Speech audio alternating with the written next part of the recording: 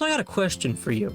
What's the hardest Mario game? The toughest, most hair-ripping outest Mario game that you can think of? Maybe you say it's Mario 64, or Sunshine, or one of the classics like 3 or 2. Or if you want to be a smarty pants, you say it's Mario Maker, which doesn't count, by the way. And while all of those are good answers and have their own merits, they're also completely wrong. Mario Pinball Land.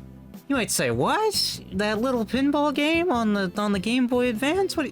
The hardest Mario game? What, really? Yeah, 3 words. Objective-based pinball. Published in 2004 by Nintendo, developed by Fuse Game Limited, and advertised by Mario Beatboxing. Truly a historic moment in the human culture. But you might ask, what exactly makes this game so difficult? Well, let me take you into it. To start off, we got an adorable cutscene showcasing one of the many constant failures of the Mushroom Kingdom's Secret Service, where they let the princess of their kingdom get into this weird machine. That of course turns people into pinballs. You know, that classic literary device. And that leaves her ripe for the kidnapping. Bowser's over here wringing his hands with his genius plans. And Mario again has to take a break from his vacation to go save her. And then it just drops you right in. And this first level, you can't really tell what's going on. You can't tell. This is the calm before the storm. You kill some guys, you get a power-up, or more often than not, just some frickin' coins. And then you jump into a cannon. And one thing I like a lot about this level select is when you hover over the different worlds, it plays a different theme. Granted, they're like 10-second loops, but you know, it gives some character. I especially like this one.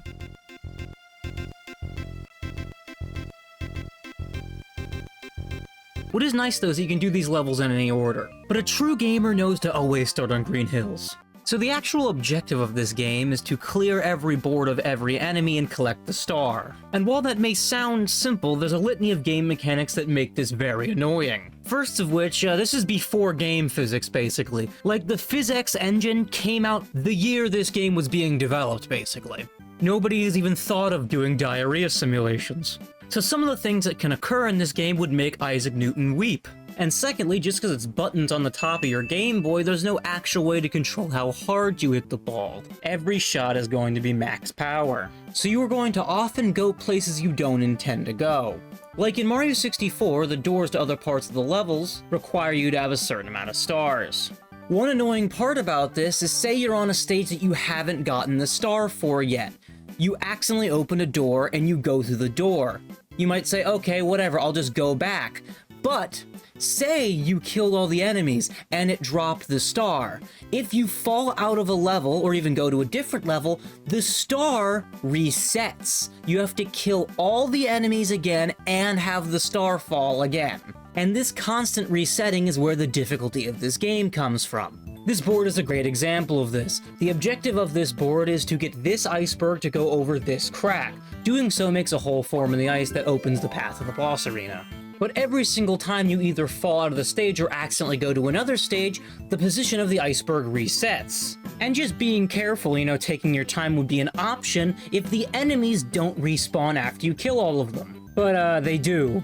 And these penguins take 2 hits to kill, so they're going to be bouncing you into all different sides of the iceberg, making it go in every which direction other than the one you actually want to go in. Getting this iceberg to go in this hole took me 45 minutes. And you may say, Sean, you just suck at pinball. And my response to that is, would you want your heart medication delivered via pinball machine? That's what this is like. Like a normal pinball machine's about score, you get a bouncy ball or something. In this game, there are mandatory objectives that are necessary for your own continuation. Like, you can get a high score in the process of playing this game, but it's not necessary in the slightest to do so. And given how annoying everything is, I don't even care to get the golden egg. Like, I'd rather just finish this level. But I think I said enough about that. Let me talk about the most interesting yet annoying part about this game, and that's the bosses. Yeah, this pinball game has bosses. It's like the Dark Souls of pinball. There are 5 different bosses in this game that I will now go over in ranking of my own opinion of how difficult they are from least to most. First off, we got Petey Piranha from the grassy level. And just to establish a baseline, all of these bosses take 3 hits to kill. I would say that Petey Piranha is the most simple of the 5 bosses because he only has 1 basic attack and can't block anything. The only thing about it that's a little annoying is how circular the boss arena is, because you'll just start building up speed in a circle. But you just land 3 hits on that bro, he starts flailing out and dies horribly, and then a key falls down, he gets some coins. And grabbing said key opens up a new cannon that can shoot you to Bowser's Castle, where you gotta deposit the key. That's where the gameplay cycle of the boss is. Kill boss, grab key, deposit key, and statue. And just another baseline to get out of the way, when I talk about the difficulty of these different bosses, I'm going to include the room right before the boss arena. Because if you fall out, that's where you're gonna end up, and it can be a very punishing setback for some of these, and severely raise the annoyance factor. Also, if you fall out, your damage resets, so you gotta hit them another 3 times. Next we have Big Boo, which is a silly name. I thought it was King Boo, but the theme track says Big Boo, so it's Big Boo. Big Boo doesn't really have any attacks, he more just confuses. He makes your controls go all wonky and your ball go out of control for a second whenever you go through him. Much like Boo's in the regular Mario series, his gimmick is that he goes invisible. But unlike the other Mario games, I have no clue why. In other Mario games, when you turn your back, he starts moving. All well and good, fine. But what is the back of a pinball? Like, I'm genuinely unsure how the boost system works in this game, because you're a ball. And by definition, a ball does not have a back. Overall, though, it's pretty easy. Tootin' Koopa, as named by his music track, or called Egyptian Koopa in this random book I found, is where a lot of the intricacies of these boss fights start to become apparent. This guy's gimmick is you gotta hit these 2 pillars. Doing so will make you grow.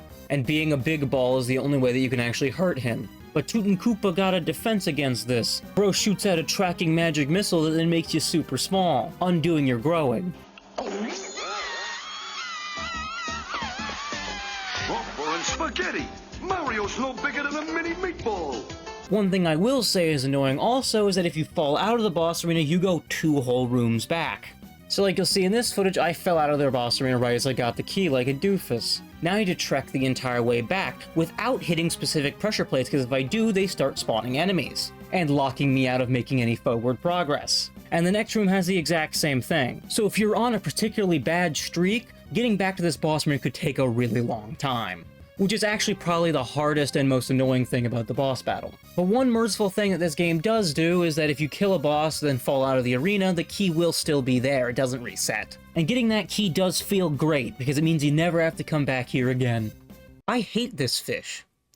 All of my homies hate this fish. This is Porcupuffer, and I don't like him. Just everything about him annoys me. So the gimmick here is you gotta hit these 2 targets on the back. Doing so makes bombs fall. You gotta hit Porcupuffer with a bomb to open him up for an attack. One thing I don't like is that every boss until this point has taken 3 hits to kill, but in this boss, you have to hit him with a bomb to open him up for an attack.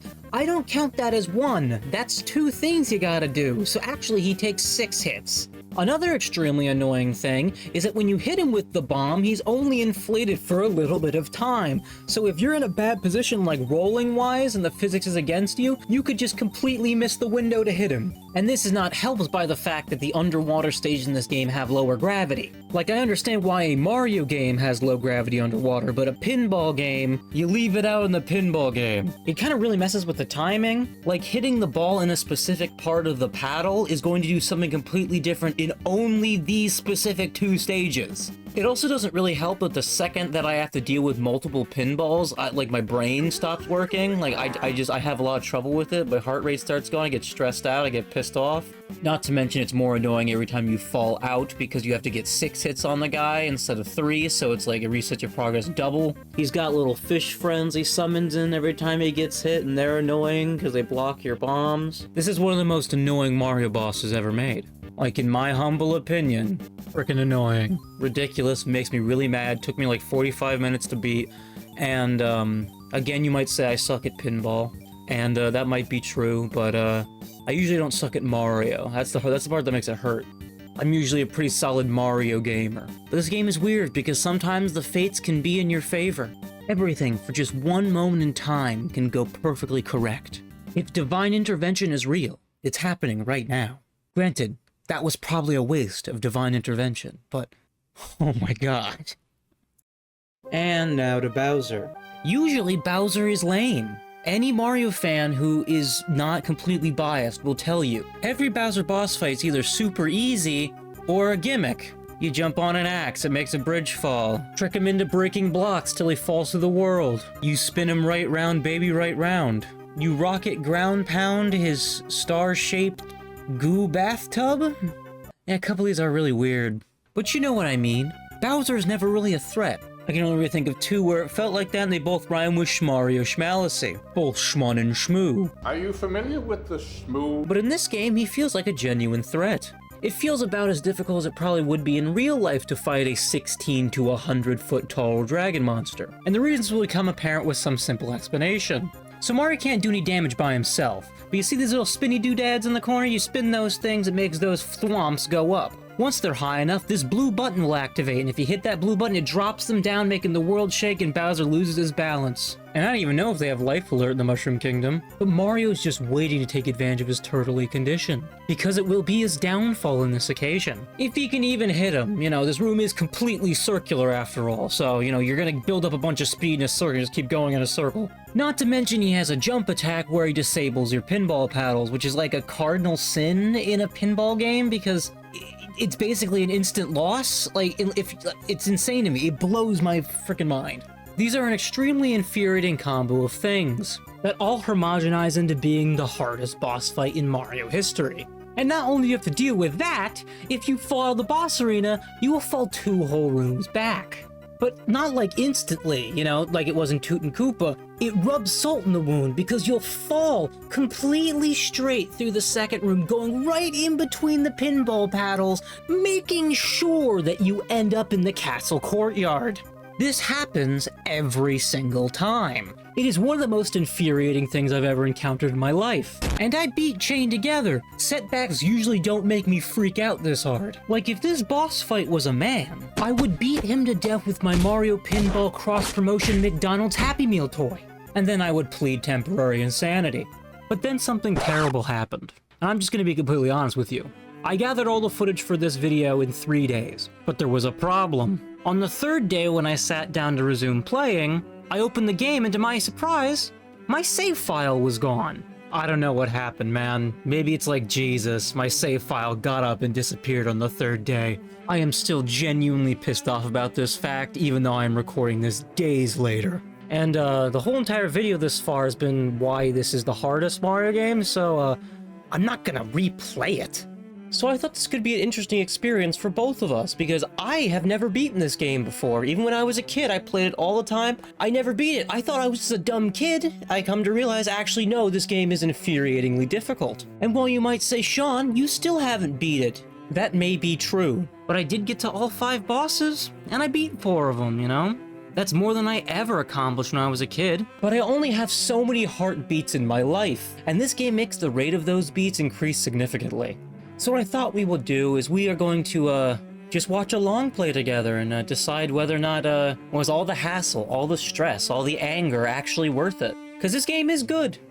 Like, for all I say about how this game makes me mad, it is fun to play. Not to mention it has a pretty banger soundtrack. And no matter how angry it made me, it never made me stop playing. Sometimes it's said that video games are a waste of time. And some people might say that's a justified claim to make. I don't really think it is, because it disregards one of the most important things about life. It's not about the time you put in, it's the quality of the thing that you're experiencing.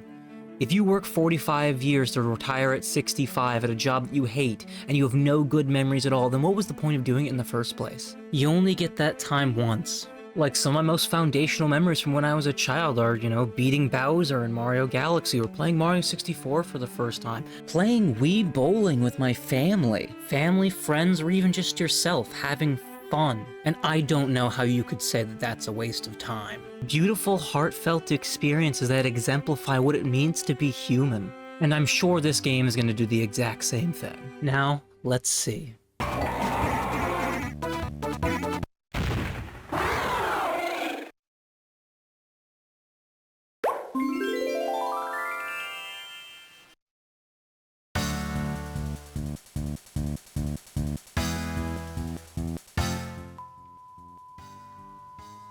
That's it?